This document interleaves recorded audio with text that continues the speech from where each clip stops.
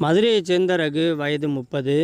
நம்ம ரகு வந்துட்டு கல்லூரி படிக்கும்போதே சுமதி அப்படிங்கிற ஒரு பொண்ணை வந்துட்டு காதலிச்சு தான் ஆசைப்பட்ட மாதிரியே திருமணமும் பண்ணிக்கிறாரு. சுமதி வந்துட்டு பார்க்குறதுக்கு ஒரு குடும்ப பொண்ணோட தோற்றத்தோட பார்க்கவே அவ்வளோ ஒரு அம்சமாகவும் அழகாகவும் இருப்பாங்க. நம்ம சுமதிக்கும் நம்ம ரகுக்கும் ஒரே வயசு அப்படிங்கிறதுனால லவ் பண்ணும்போதே ஒருத்தர் ஒருத்தர் புரிஞ்சுக்கிட்டு திருமணம் பண்ணதுக்கு அப்புறமா அவங்க 2 பேருமே ஒருத்தருக்கு ஒருத்தர் விட்டு கொடுத்து திருமண பந்த வாழ்க்கையை ரொம்பவே சந்தோஷமாகவும் ரொம்பவே அந்யோன்யமாகவும் வாழவும் ஆரம்பிச்சிருக்காங்க. நம்ம ரகு வந்துட்டு வீட்டுக்கு ஒரே ஒரு பையன் அப்படிங்கிறதுனால ரொம்பவே செல்லமாக தான் வளர்த்துருக்காங்க. நம்ம ரகுவுடைய வீட்டுக்கு பக்கத்து வீட்டிலே தான் தன்னுடைய சொந்த சித்தி வீடு இருக்கிறதாகவும் சொல்லியிருக்காங்க. நம்ம ரகுவினுடைய சொந்த சித்தி வீட்டுக்குள்ளே வந்துட்டு சித்தப்பா இல்லை, சித்தி மட்டும்தான் இருக்காங்க. அவங்களுக்கு 2மே பொம்பளை பிள்ளை அப்படிங்கிறதுனால இவங்க தான் மூத்த பிள்ளை மாதிரி அங்கே வந்துட்டு சின்ன வயசுலேருந்தே ரொம்பவே அன்போடையும் அவங்களுடைய அரவணைப்புலையும் தான் நம்ம ரகு வந்துட்டு வளர்ந்துருக்காங்க. அந்த ஒரு விஷயத்த மறக்காமல் இருக்கணும் அப்படிங்கிறதுக்காக நம்ம வந்துட்டு ரகு வந்துட்டு திருமணம் பண்ணதுக்கு அப்புறமாவும் தன்னுடைய மனைவியை கூட்டிகிட்டு அடிக்கடி சித்தி வீட்டுக்கு போகிறத வழக்கமாக வச்சுட்டு இருந்திருக்காங்க. நம்ம சித்திக்கும் வந்துட்டு நம்மளுடைய சித்தப்பாவுடைய ஏக்கம் என்றைக்குமே வந்துடக்கூடாது அப்படிங்கிறதுக்காக நம்ம ரகு வந்துட்டு அடிக்கடி அங்கே போயிட்டு சித்தியை பார்த்துட்டு கொஞ்ச நேரமாச்சும் அவங்கக்கிட்ட ஒரு ஆறுதலாக பேசிட்டு அதுக்கப்புறமா தான் தன்னுடைய வீட்டுக்கு போவார். இதனாலேயே நம்ம ரகுவனுடைய மனைவி சுமதியும் வந்துட்டு நம்ம ரகுவனுடைய சித்தி வீட்டு கூட ரொம்பவே அந்யோன்யமாக பழகவும் ஆரம்பிச்சிருக்காங்க. நம்ம சுமதிக்கு வந்துட்டு திடீர்னு ஒரு கவர்மெண்ட் ஜாப் கிடைச்சதுனால நம்ம ரகு கூடயுமே நெருங்கி பழகிற வாய்ப்பு வந்துட்டு கொஞ்சம் தள்ளி போகுது. அதனால் கிடைச்ச நேரத்துலலாம் நம்ம ரகு கூட நம்ம சுமதி வந்துட்டு தன்னுடைய குடும்ப வாழ்க்கையை வந்துட்டு வாழவும் ஆரம்பிச்சிருக்காங்க. 2 பேர்த்துக்குமே ஈக்குவல் வயசு அப்படிங்கிறதுனால நம்ம ரகுக்கு வந்துட்டு சுமதி வந்துட்டு ஈடு கொடுத்து அந்த ஒரு குடும்ப அந்யோன்ய உறவில் ரொம்பவே சந்தோஷத்தையும் தூண்டியிருக்காங்க. நம்ம ரகுக்கு வந்துட்டு நம்ம சுமதி வந்துட்டு வேலைக்கு போகாத நேரத்தில் சுமதி கூட ரொம்பவே அந்யோன்யமான ஒரு சந்தோஷமான வாழ்க்கையில் இருந்துட்டு இப்போ சுமதி வந்துட்டு வேலைக்கு போனதுக்கப்புறமா இந்த ஒரு அந்யோன்யமான வாழ்க்கையிலேருந்து கொஞ்சம் விலகிட்டாங்கன்னு தான் சொல்லி ஆகணும். இதனாலேயே ரொம்பவே ஏக்கத்தில் இருந்திருக்காரு நம்ம ரகு. நம்ம ரகு வந்துட்டு பட்ட பகல்லையே சுமதி கூட ஒரு நாள் நெருங்கி பழகி அந்த ஒரு நேரத்தில் இருக்கும்போது நம்ம ரகுவினுடைய சித்தி வந்துட்டு யதார்த்தமாக வீட்டுக்கு வரும்போது அந்த ஒரு நிகழ்வை பாத்திரவும் செஞ்சிடுறாங்க. நம்ம சித்தி வந்துட்டு பார்த்துட்டு கண்டும் காணாமல் போயிடுறாங்க. நம்ம ரகுவும் வந்துட்டு அதை நோட் பண்ணி நல்லாவே பார்க்கவும் செய்கிறான். பார்த்துட்டும் தன்னுடைய மனைவி கூட ரொம்பவே சந்தோஷமாக அன்னைய பொழுதை வந்துட்டு கழிச்சிட்றான் நம்ம ரகு. அடுத்த நாள் வந்துட்டு சுமதியை வந்துட்டு வேலைக்கு விட்டதுக்கப்புறமா தன்னுடைய சொந்த சித்தி வீட்டுக்கு போயிட்டு, சித்தி ஏன் சித்தி இப்போலாம் நீங்கள் நம்ம வீட்டுக்கு வரதே இல்லை, நேற்று நீங்கள் வந்திருப்பீங்க போல், நாங்கள் சரியாக கவனிக்கல சித்தி அப்படின்னு சொல்லி சிரிச்சுக்கிட்டே பேச ஆரம்பிச்சிருக்கான் நம்ம ரகு.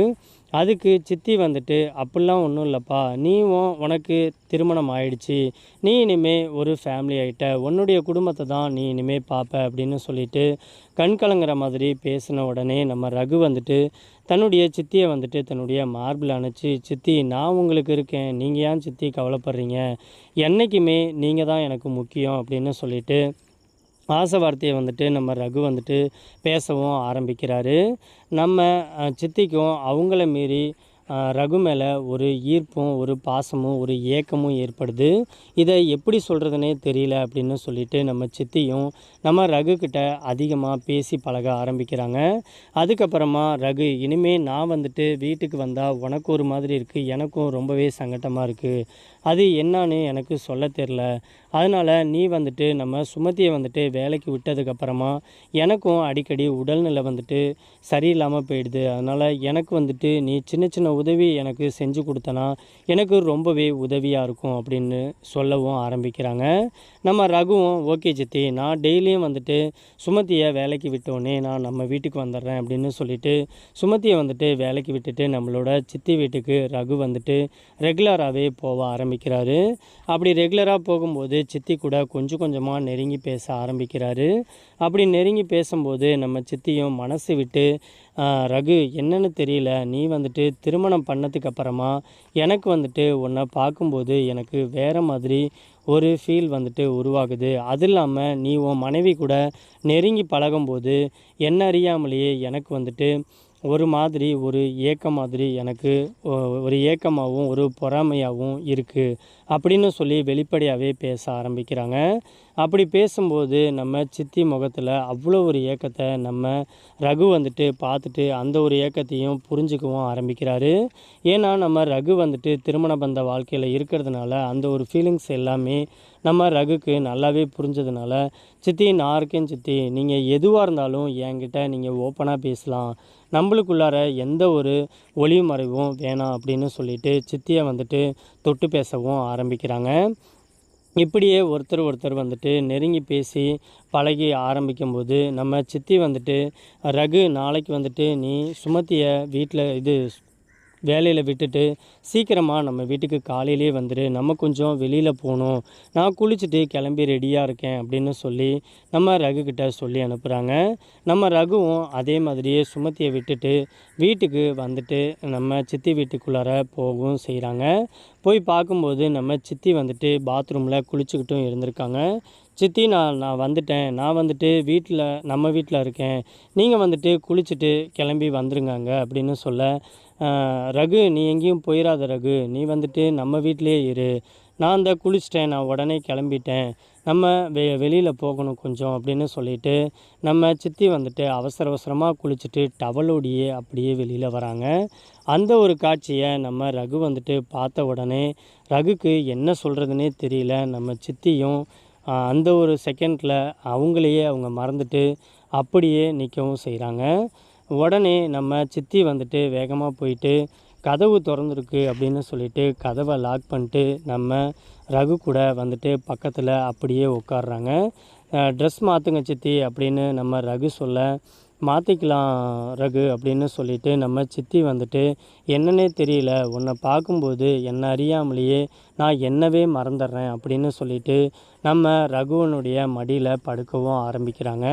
அப்படி படுக்கும்போது நம்ம ரகுக்கும் ரகுவை மீறி அவங்க உடம்புலையும் சில உணர்ச்சிகள் வந்துட்டு ஏற்பட்டு நம்ம சித்தி கூட அங்கேயே சந்தோஷமாக இருக்கவும் ஆரம்பிக்கிறாங்க. நம்ம சித்தியும் என்ன தான் பண்ணுவாங்க, அவங்களும் சித்தப்பா இல்லாமல் ரொம்பவே தனிமையில் இருக்காங்க. இந்த ஒரு ஏக்கத்தை யார்கிட்ட தான் போய் வெளிப்படுத்துறது, யார்கிட்ட தான் நம்ம சித்தி வந்துட்டு இந்த ஒரு ஏக்கத்தை தீர்த்துக்குவாங்க அப்படின்னு சொல்லிட்டு நம்ம சித்தி கூட ரொம்பவே நெருங்கி அன்னைய பொழுது ஃபுல்லாகவே நம்ம சித்தி கூட வேணாங்க ரொம்பவே சந்தோஷமாகவும் இருக்க ஆரம்பிக்கிறான்.